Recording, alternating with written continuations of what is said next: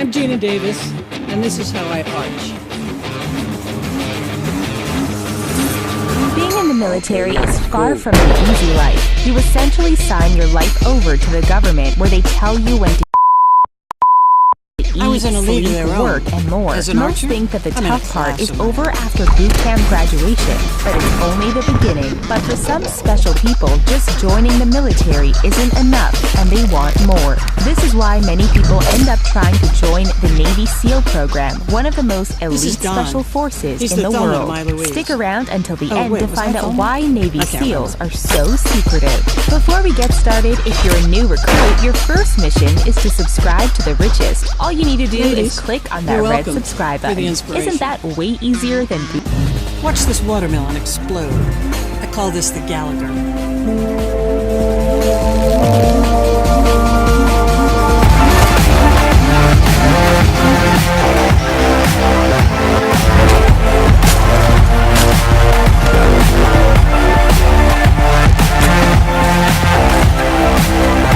Get your sharp coconuts up?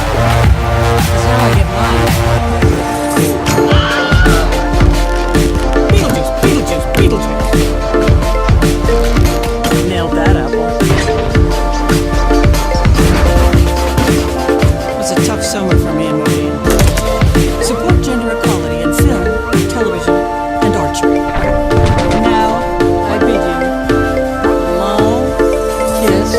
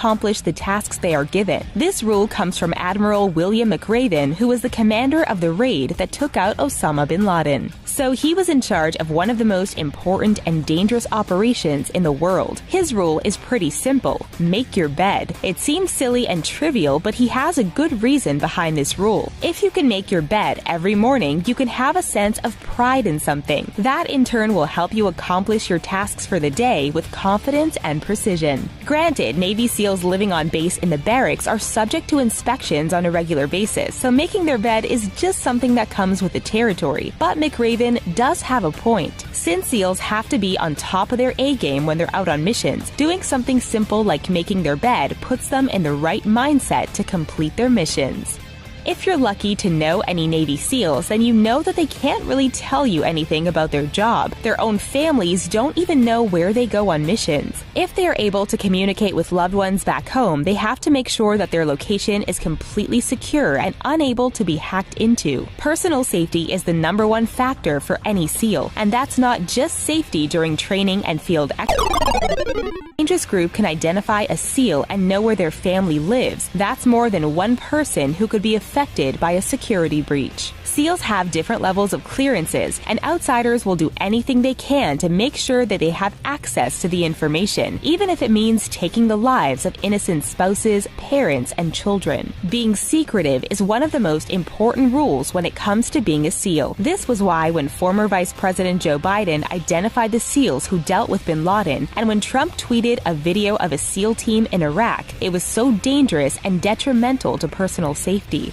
This next rule makes sense, but you'll be surprised as to how hard this is enforced. When joining the Navy SEALs, it's assumed that you're part of the Navy. What is surprising is that if a member of the Marine Corps wanted to start training as a SEAL, they have to leave the Marines and join the Navy. This is interesting because the Navy transports Marines on their fleet, as the Marines don't have their own ships. So the Navy and Marines are often in the same quarters and they work together. The Navy's job is to be the Marines' taxis in a way. They are often stationed at the same bases, like the several bases in San Diego. Enlisting from another branch of military service seems to be the faster way to get to the SEAL program, unless someone wants to join the SEALs right off the bat. That person will have to go through the regular ropes of joining the military before even being considered for the SEAL program. Did you know that someone as young as 17 can apply to become a SEAL? Let's talk about it. First of all, there's no college degree required to become a Navy SEAL. Obviously, you need to be in top physical condition so your body can handle the rigorous training and endure the missions. SEALs basically have to take care of themselves, which means no illicit substances or doing anything to put their personal health at risk. Their missions depend on their top mental and physical condition. This is probably why recruits can be as young as 17 to start the SEAL training program. If you think you have all the time in the world to become a SEAL, you're incorrect, because time is limited. The required age range is 17 to 28. When it comes to eyesight, corrective eyesight can't be worse than 20/70. SEALs can get laser eye surgery and still wear glasses when they read. The best eye has to be 20/40 and 20/70 for the worst eye. The eye issues have to be correctable to 20/25 with no color blindness. Current and prior enlisted SEAL service members can apply to be an officer up to the age of 33. So it seems any new recruits that are 40 years old and older, let alone 35 years old, won't really have a shot at becoming a SEAL. If you or someone you know has these dreams, you better get started because time won't wait until you're ready. And speaking of being ready, there is a rule that all Navy SEALs follow in order to always improve themselves and to keep going with their training and missions. When billionaire Jesse Itzler was running a marathon in San Diego, he came across a Navy SEAL named David Goggins, who weighed over 200 pounds and was considered to be the toughest man alive. Itzler was so inspired by Goggins that he paid Goggins to live with him for a month so he could learn the SEAL's way of living. One of the most poignant lessons that Itzler learned from Goggins was the 40% rule. Perhaps this was some sort of secret rule the Navy didn't want out, but it's well known now. According to Goggins, when your body feels like it's done, that's your mind playing tricks on you. In reality, when you feel like you're done, you're only 40% done. With this mindset, it's no surprise that SEALs are as tenacious as they are. When they feel that burn and want to quit, they just keep pushing because they know they're not done yet.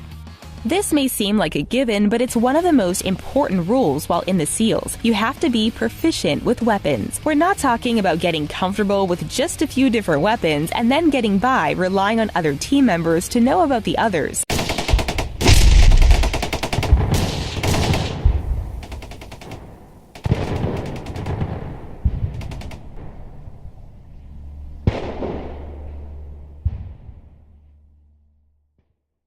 Combat. You might be able to get your enemy's weapon and you need to know how to use it. If you check out the Navy SEALs weapon list, they have a huge variety to learn about. Most of them are in the assault or sniper category and they're capable of taking out tons of people at once. Becoming a Navy SEAL means that you are going to end up living a completely different lifestyle than your typical service member. SEALs get 30 days of leave per year, which many use to visit family. Because they have to be so secretive with what they are doing with their life, it means they often can't connect with their loved ones very much without risking a breach in national security. A lot of SEALs might avoid getting married and having children because they won't get to see them often, or they will lose their life and their kids will grow up without a parent. It's a tough decision to make. A SEAL's day is filled with training and connecting with their comrades, so they are building the ultimate trust within their team. This means that they are sacrificing personal time with not only family, but themselves. There is a saying in the Navy SEALs. You can call it a rule, you can call it a way of life, it doesn't matter. However you choose to live by this rule in your life, it's very clear. Don't ring the bell. What does this even mean? The third week of the first phases of SEAL training is known as Hell Week. This is when trainees are put through the ultimate test of strength, fitness, endurance, perseverance, mental clarity, and the list goes on. The trainees are put through cold, wet, sandy exercises and training, and they are forced to function on very little sleep. Because the trainers know that the ones who pass will likely be serving alongside them on a team, they are careful to monitor each trainee to make sure they are safe with medical personnel on hand. They even make it honorable to quit. If a trainee decides Hell Week is too much for them, they can quit by ringing the bell. This means that they are done. They are no longer in line to be a Navy SEAL, and they can enjoy some donuts and coffee in front of their comrades still in training. But in general, SEALs live by the rule to never ring the bell, meaning to never quit. Those who rang the bell didn't get a chance to join the 1% of the Navy. Those who didn't are in the most elite special ops group in the world.